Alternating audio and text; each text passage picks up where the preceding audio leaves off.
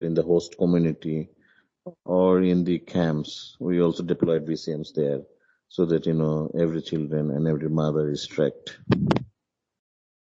Okay. Just another short question is, how then do the key informants in the silent areas work? It's out of curiosity. I'm wondering how they reach the people. I think key informants, I would like to exclude them from the VCM network rather. Okay. Because it's a joint effort with WHO. Okay. And they're more inclined with even WHO. But we help them to identify those key informants. For example, key informants are traditional people. The Bulama, in Borno they're called Bulama.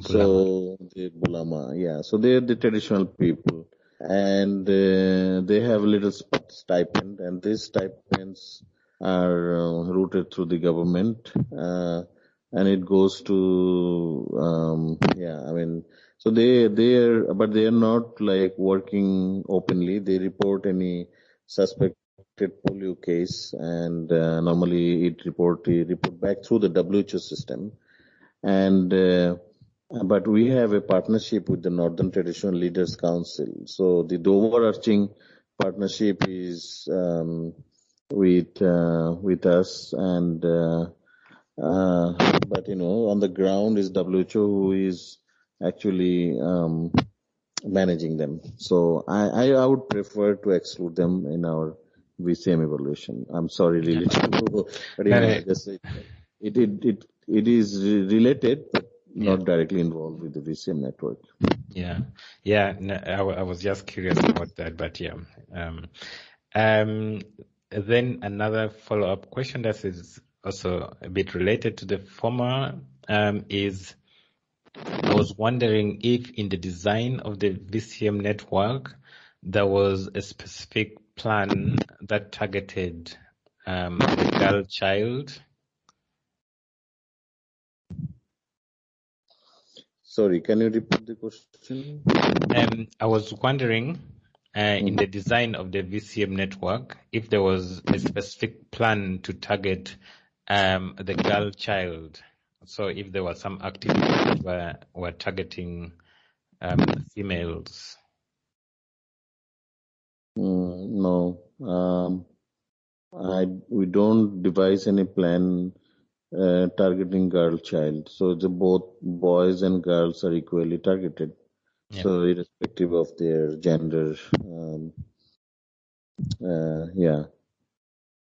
I mean, I remember in this context in India, when I was there, we targeted even more on the boy child, because many parents used to hide their boy sons actually, considering that they wanted to. Those families were refusing vaccine. They wanted to protect their sons from various reasons. So, if I remember correctly, in India we normally focused on the male child because there are some evidence that there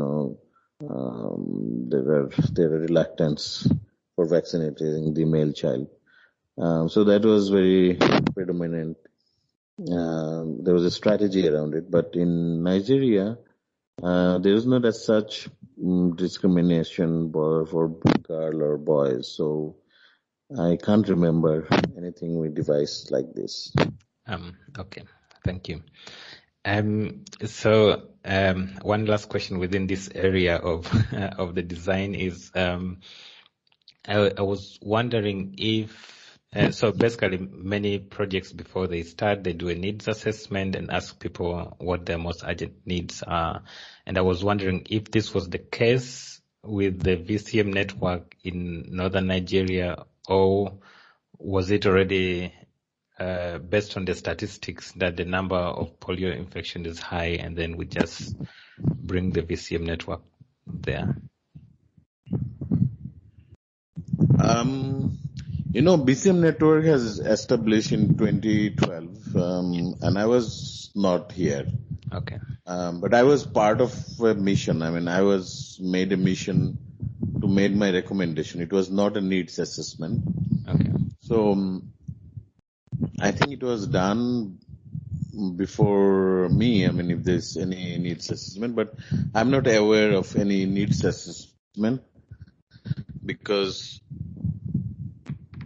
there was an overall, need by the global partnership that at that point of time Nigeria was facing unprecedented situation, and to reach and achieve polio objectives. There was a recommendation from global standpoint that this a similar network like India needed to be deployed in Nigeria. In India, it's called Social Mobilization Network. Yeah. SMNet. Here it is a VCMNet, something like that. Okay. So, but there is no as such, because it's not only UNICEF interventions. It's you better say that is a, polio partnership interventions, and UNICEF is responsible to carry out this task. Okay. So then when we move on, I was wondering if in the intervention, maybe before you or also when you were already there, if you think that all the goals that you had set for the VCM network have been met, or if you think there are some that have not yet been met. In the big picture, or if you consider the overall goal, the whole idea of establishing the VCM network was, eliminating polio. Yeah. Basically, wild polio virus. So the goal has been achieved, I should say, because the whole objective was to, achieving that target. While saying, but there is some intermediary objective also achieved, like some, apart from the polio eradication where the VCMs has worked, the immunization coverage, for childhood immunization coverage has also increased. For example, I should say there's another aspect is that the VCM network is a social capital, so there's 20,000 women working in northern Nigeria in a conservative society. The women are coming out, they're going house to house. So I see that there's a massive women participation as well as empowerment has been achieved.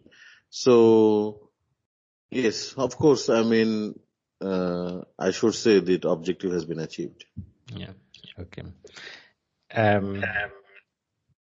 So just to follow up on that, is that sometimes the objectives that you set and you achieve them, but then there are some that come like you didn't plan for them, but then you're surprised to see them, and some are positive and some are negative. And I was wondering if in the VCM network you saw some surprising negative outcomes that you hadn't really planned for in your design.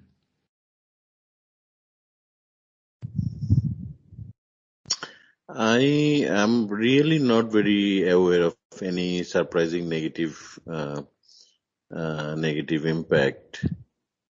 I can't remember. Yeah. Nothing has come across, because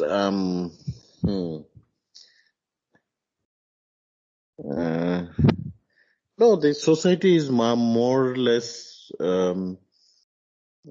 supportive of the VCM network. I was thinking that I have seen in India that in some of the